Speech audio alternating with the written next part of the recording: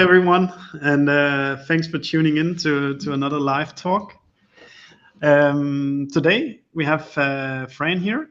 Fran's working for Cognism, which I think all of us who spend a lot of time on LinkedIn see this company quite a lot. And you guys have been very vocal about marketing tactics and demand generation in general. So I think somebody at some point tagged you in one of my posts saying you should definitely talk to Fran, and I think that's how our whole conversation here started out. But before I give the word to you, I just want to say to you guys listening in, if you have any questions to Fran, you just write it in the chat there, and I'll bring them up as we go along.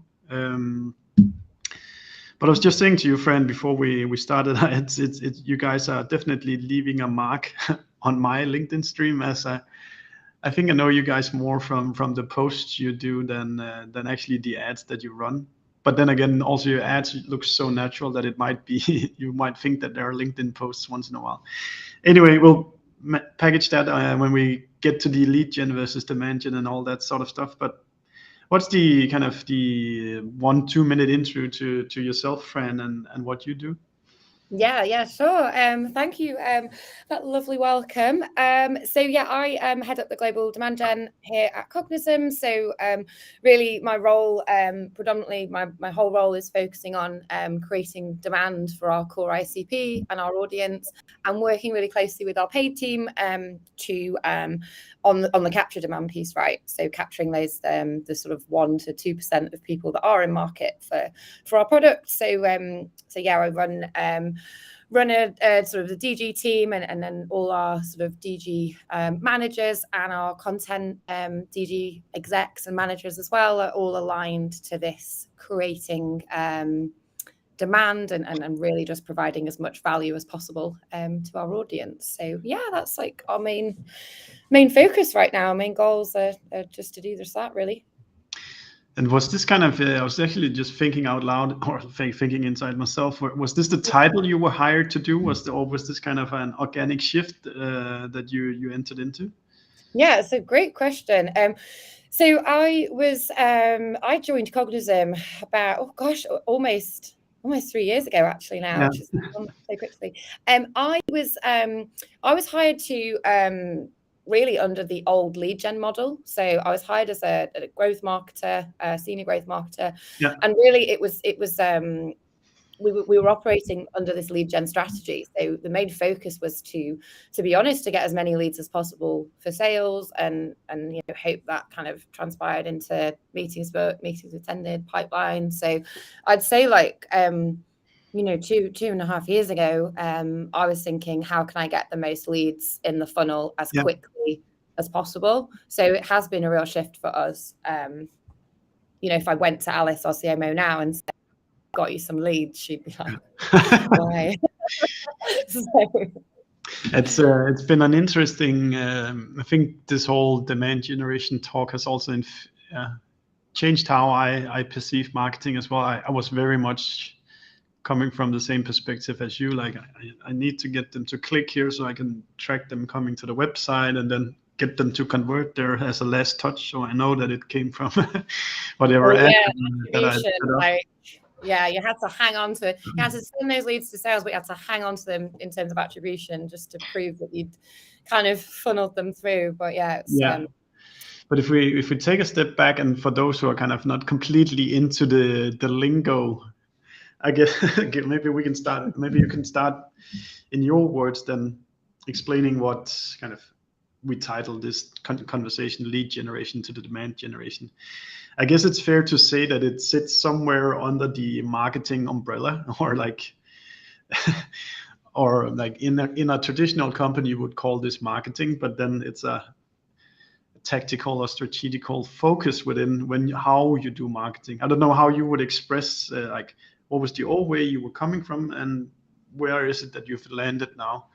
Yeah. Okay. So I suppose I guess I refer to it kind of like in the models that we were operating under. So a lead gen model to me just quite simply is collecting leads, sending them an email, funneling that through to sales and sales calling them.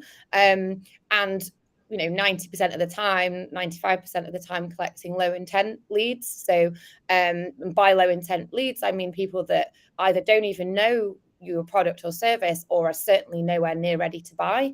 So like lead generation for me is collecting leads from ebooks and sending them to sales which I must say we did very successfully a few years ago. So and then I guess the switch that we've made, which now is, I guess, is quite sort of a buzz term on LinkedIn and sort of amongst the marketing community, is this demand gen approach. Quite simply for me, the switch has been that we now meet our audience where they actually hang out, on the channels that they hang out, and deliver them value consistently, essentially. So and by delivering our audience value, it's completely getting rid of all the friction, no forms, not sending them somewhere just because we want them to go to a specific page. It's like delivering value where they are. So a great example of that is I would do an ad on LinkedIn 2 years ago, and I would send them to a web page because that's where I needed them to be, because I needed them to fill out my form and I needed that lead to go through the funnel. And now I'm me and the team are working together and saying, right, let's deliver a vertical video on LinkedIn. We'll put it on a reach objective, and we need to be super valuable. So it's almost like someone has taken some really good insights before they've clicked anywhere, before they've gone anywhere, and we've added that value in the first 10 seconds, as opposed to sending them from pillar to post, because that's where we need them to go. So that's really the big shift that we've made. It's quite an eye opener when kind of you really get it. I think for me, it was kind of a progression where of thinking of there's only so many buyers out there right now that are specifically in market. So if we want to grow, we need to step outside that 1-2% of the market of those actively searching, demand capture, you probably call it, out there. So we cannot accelerate faster if we just stick here. So we need to move from in market to the right people, and then try to just focus on feeding them the right message, so that whenever their demand is ripe for capturing, in terms of they have budget, they have the project, or whatever timing, why the timing is right, then you attract them. And for what I really liked, I think my hardcore experience was when we started using a lot of money at least on LinkedIn, and running ads there, and running ads that where the purpose was not to get a click. The purpose was to serve a video, an image, or a carousel or something like that. As long as I was sure that it was the right audience, then I wouldn't look too much at whether could I get them to click this button. And what we saw then within Dream Data was that direct traffic went up in terms of generating leads. Organic search went up in terms of being a channel where people comes in directly through search and then book a demo. Yeah. So how long? Sorry to interrupt, just out of interest. I know you're supposed to be asking me the questions. How long did that take for you to see the trend upwards? I think it was actually quite immediate, within a month of starting to do it. I think it's also depends on the size of your company. Now at that stage, we were probably only 15, 20 people or something like that.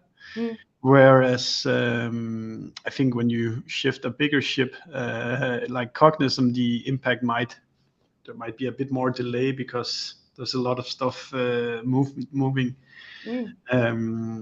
Does that make sense? Yeah, no, absolutely.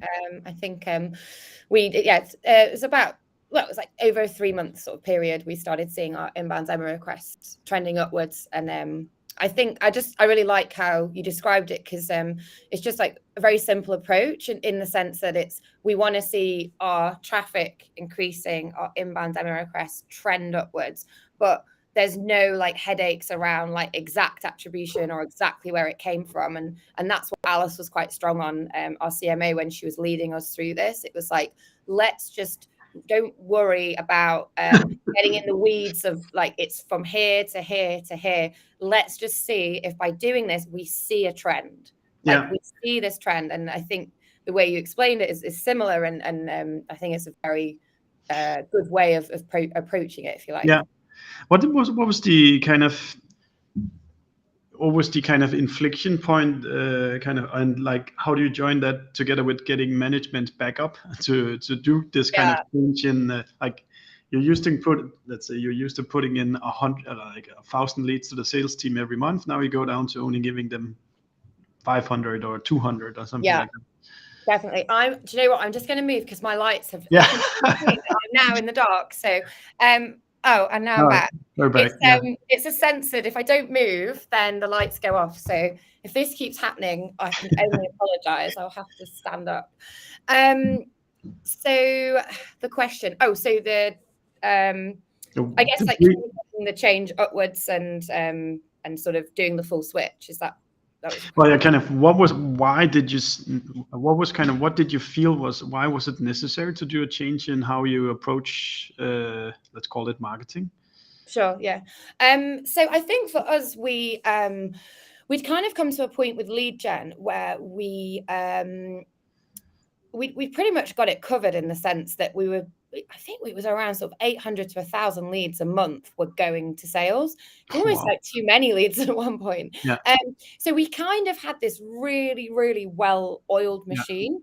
And it was like sort of delivering, and we could predictably say, like, this is the amount of revenue that we're going to get. This is what this lead gen model is bringing us. But really, like, the more we went on, and for us as a marketing team to take more of a meaningful seat at that revenue table, we needed to build on that and grow. And we didn't know how we could grow further from that. We'd kind of hit the ceiling with them. We know if we have X amount of leads, this is the revenue. But how could we unlock like the next step? Yeah. And honestly, like, we were listening to Chris Walker, like Refine Labs, and they were talking about this strategy, and it made a lot of sense. It was logical. Why not operate in a way that aligns with like the modern buyer? Like, why we should be doing that. So we really just needed to kind of find a way to unlock that next level of growth. And also something that has always stuck with me throughout this journey is Chris Walker talked a lot about splitting the funnel. And so we did that ourselves. So we said, right, how many content leads, which is like the ebook downloads into sales, how many of those leads do we need to get a close one deal? And how many leads, how many inbound demo requests, people, hand raisers, I want to know more, I want a demo. How many of those do we need to get a close one? And on paper, these aren't the figures exactly, but it was something like 500 content leads for one closed one and like 25 inbound demo requests for like one closed one. Just having it in black and white on paper, they're the figures. It seemed like a no-brainer that we would do everything that we could to be top of mind and encourage these inbound demo requests instead of essentially like buying like low intent leads, right, from events or whatever. Yeah. It's crazy. Well, it sounds so simple when it's said like that. I think it also comes from, I guess there's been a more grand shift from, like, in B2C, we've been used to being able to kind of prove return on investment from our activities, whereas in B2B it's been harder. But now, like, B2Bs are starting to understand that, hey, when we do marketing in B2B, it's actually also supposed to drive pipeline and demo requests and new business, and not just emails. Most definitely. How just like very simplistic, how do you then determine how much revenue you source or how much pipeline you build for the sales team? What is kind of the handover mechanics there? Yeah, so we have we have like revenue targets, like the same as sales, in terms of like what so it's kind of like, again, it's everything I'm saying is like quite simple, but I appreciate a lot of organizations, a lot of complex processes and different layers. But I think the lucky thing for us is we have a CEO that is completely bought into marketing, and Alice, our CMO, has done an amazing job of communicating upwards that we want to have that seat at the revenue table, and we want to hold a target. So, we hold anything from 57% of the revenue target. We are aligned with sales. We have the same goals.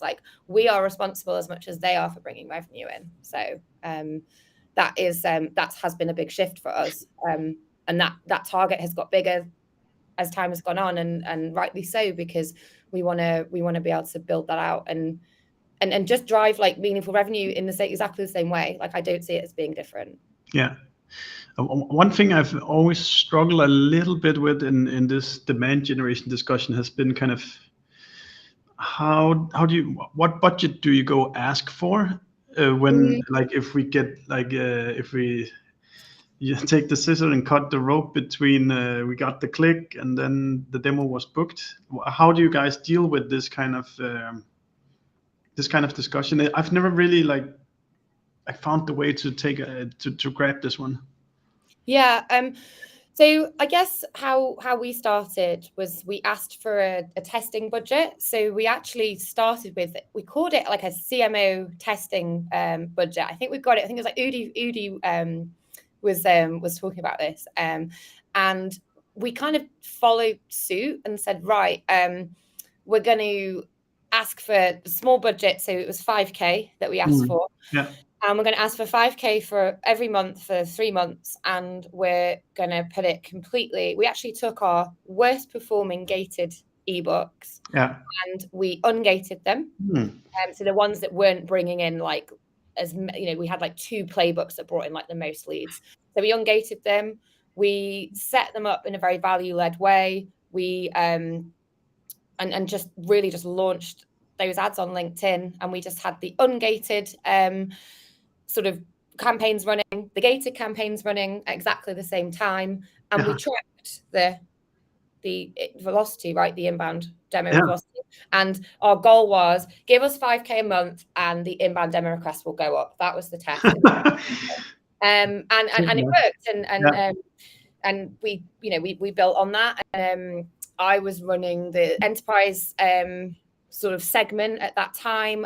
So I was on a bit of a lag time. So because it was quite a new segment for us. So I was running the DG and the demand and the lead gen stuff probably for 6 months, alongside one another, and slowly just moving budget out. And because we couldn't, our sales team, we were giving them almost 1,000 leads a month. We couldn't just be guys, they're good, that's kind of, we've turned it off.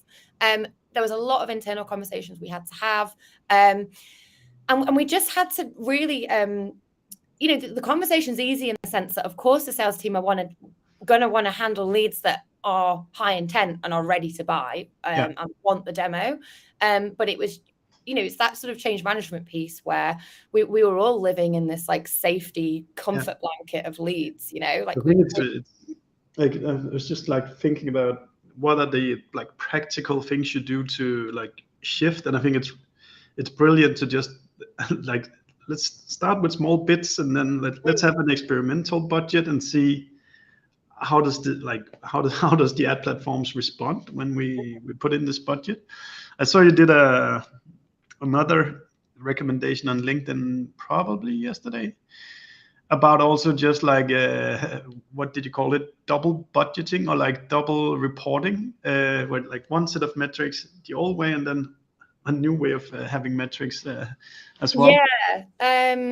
So actually, I mean, we kind of were in a situation where we were running 2 models, and I just think that if the metrics that the board are used to seeing and the results they're used to seeing are obviously under this lead gen. You cannot just from one day to another just come in and say, okay, these are the new numbers. Exactly. And we can't just say, oh guys, these are new numbers, and we have 100 leads, not 1,000, but don't worry, because it's difficult. So I think actually, but also the test that we were running, it was very important to us that we weren't communicating it as a little, little experiment or anything. We needed to kind of show that the importance of it. So when Alice did go to like board meetings or like RevOps meetings at the end of the month, she would have like a slide which was like, here's your usual numbers that you're used to seeing. Then a slide afterwards would be just like super engaging. So it would be like, okay, guys, we had 5K this month. We have, I don't know, launched these ads and we've sent out these like newsletters and we've sent people to this ungated piece of content. Here's the comments that we've had back. So she would screenshot the emails. Oh, wow. We'd put on like a live event, no sign up required. And there were comments, like, this is so refreshing. This content has been really valuable and, all that kind of stuff. So it was almost like, even though we didn't have the hard numbers, we had our prospects, our ICP telling us this is what they wanted. So I was just used to show that again and again, and just have it on every sort of important meeting like that to really kind of get like leadership used to seeing us reporting in that way and them buying into that value, if you like. So it was like that for a while. Before we made the full switch, but that's what I mean by kind of like double reporting. You have to. I think that's a brilliant. Is there so start with small buckets, double reporting? Is there like one or two more things you would say that helps the transition, or are they two the main things? I'd say the main things were, well, I'd say for most people, the two kind of objections that you'll have for the demand gen thing is one is budget. So you might not always. And my answer to that is, we started out with 5K. You don't have to have like hundreds of thousands of dollars to kind of test this.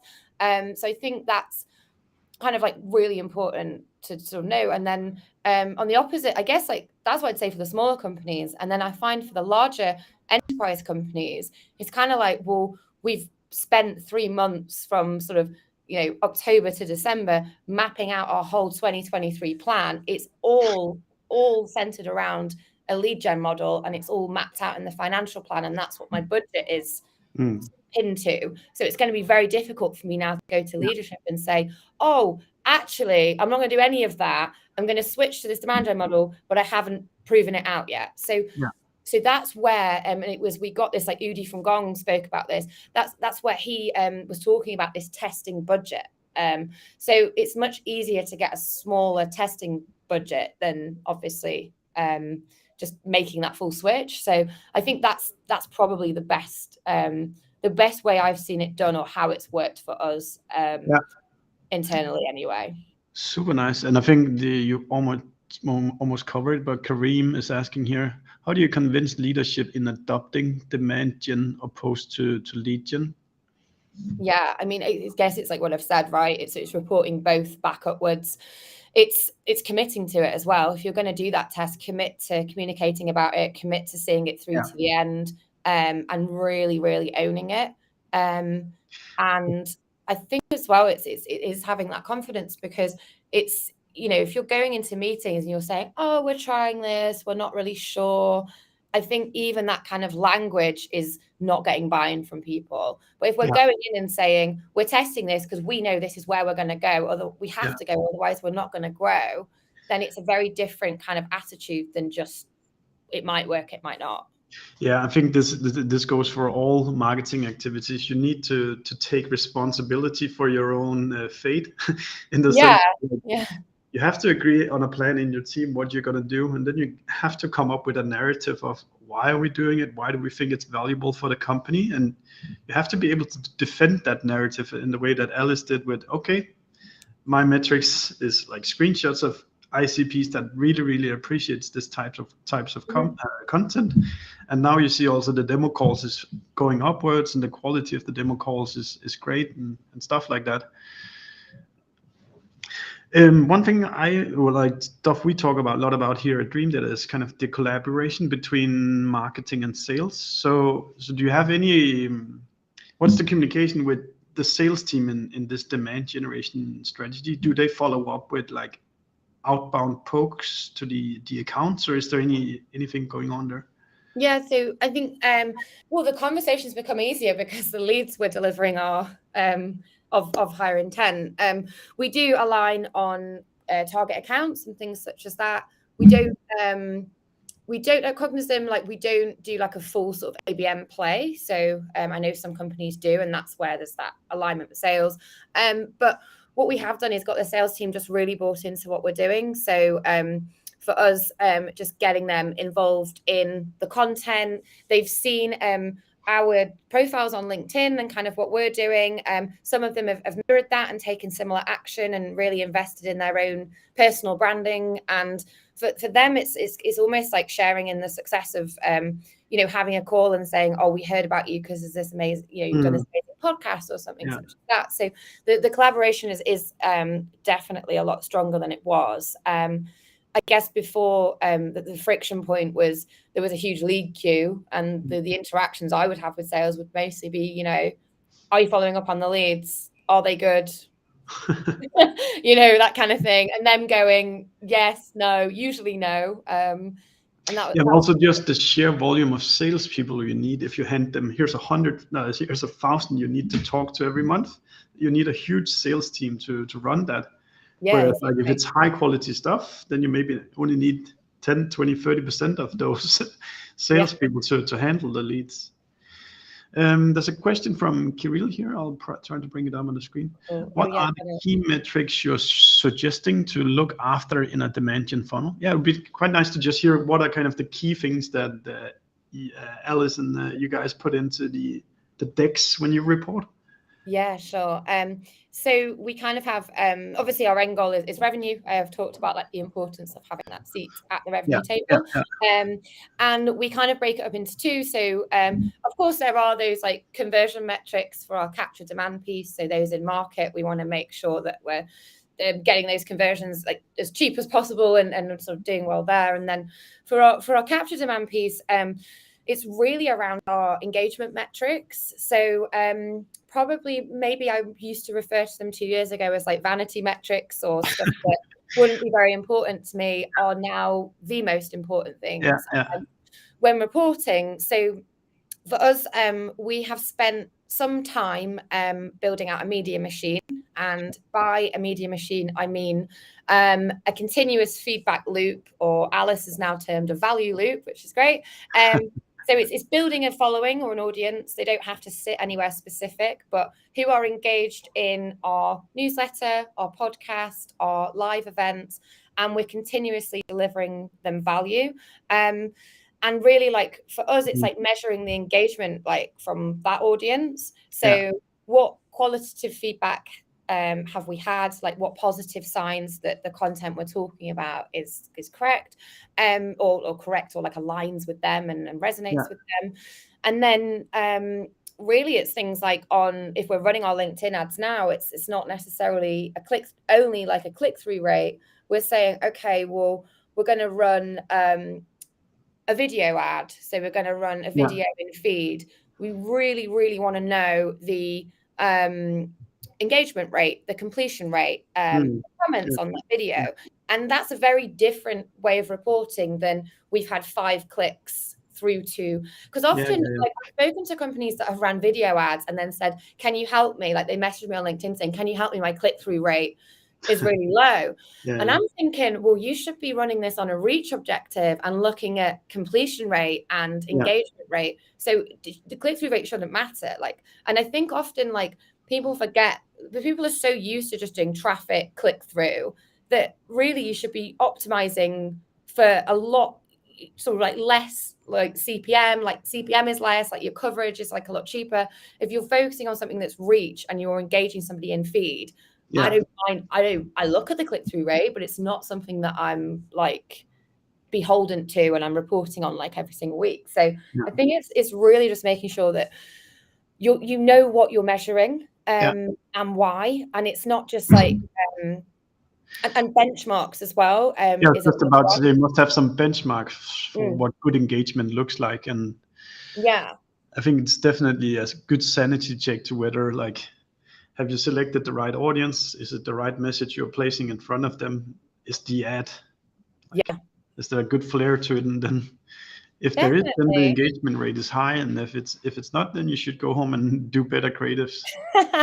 Yeah, like it's all about that testing. And I think I remember like when I started marketing years ago, and I don't know what's the best email. I go on MailChimp and Google like the best email open rate benchmarks or whatever.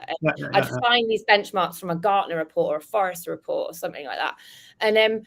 And now it's like what we're very clear on is we make our own benchmarks because every business is different. The size of the team, the budgets, the product, like some products like our sort of deal cycle is sort of 30 to 40 days. Some people I've worked in roles where the deal cycle is like 18 months. So you have to really rely on like, oh, here we go. Sorry. You have to really rely on sort of making your own benchmarks essentially. Yeah, at the end of the day, it's just the game is just about making the engagement rate a little bit better month on month all the time. Exactly. Rather than trying to like compare with somebody who's not similar to you. Yeah, and it's hard because at the beginning you don't have benchmarks, so you have to just go with it, and sort of after around sort of 2 or 3 months you can start to. Maybe just before we round off, then I would like to ask, where can it go wrong, or like if you were to like warn people of places to pay attention to if they like say they're deciding on trying to do this shift, what are the pitfalls? What can be like, where do you fall down if you're not focused on particular things? Yeah, I think spreading yourself too thin. So doing things across every channel, making the change across every channel, just because you feel like you need to be on every channel. I'd say like go double down on the channel or in the places where your audiences hang out. So it could be on LinkedIn, it could be on Reddit, it could be on a very, very niche group for manufacturers because that's your audience, right? So I'd say like that's where that's kind of like where it can go wrong, sort of like when you're spreading yourself too thin. And the second thing for me is lack of consistency. So if you're going to start on one channel delivering one, it might be sort of one sort of content type or one like specific ads or even like a podcast or whatever. I just think that you have to do that consistently and do that very, very well. And don't worry about being on every channel all of the time, I would say. Yeah, like you at least need a very large team in order to really master how the dynamics is of each platform and how the ads perform and how the algorithm behaves, etc. Definitely. And your audience might not even be there. So you really have to take the time. That's true. Any last things you feel like, Fran, is important to get across in this kind of the shift from lead gen to demand gen, or any like advice you wanna give people? I guess the main thing for me is it's okay to start small. And it's going to be a little bit different for everybody. So there's not going to be one direct sort of blueprint. It's definitely like, obviously I champion it. It's definitely worth doing, but I'd say like, don't put the pressure on yourself to kind of make that switch overnight. Like I'm sure there's a lot of like internal conversations that you have to navigate. So yeah, start small, test and be consistent, and you can definitely get there. And it's definitely worth doing, right? So if you just think about how you buy today, that's how we want to align with, we want to align with the modern buyer. And if you think about how you buy yourself and you're not doing that with your audience, then there is, there's that disconnect there. Wonderful. And if people want to ask you a question, can they connect with you on LinkedIn? Yeah, of course. Absolutely. Yeah. And maybe you should just, before we stop, let's have the short Cognism pitch so people actually know what Cognism does as well. Yeah, well, actually, we've completely simplified our messaging, and I'm going to be very direct in that we give you B2B emails and mobile numbers of people you want to do business with. So we are a B2B data provider. And we used to talk about it in a fancy way, sales intelligence platform, but being wonderfully simple actually works a lot better. So That's a good With marketing lesson. emails and mobiles, come to us. Awesome. All right. So last things, if you like a conversation like this, you can either jump into our Slack community or you can go listen to our podcast. We've termed it attributed, so people can go search for that. Fran, thank you so much for Thank taking you. this time. I definitely learned a lot about the man generation, which I didn't know before. So I really appreciate it, and I hope the listeners does as well.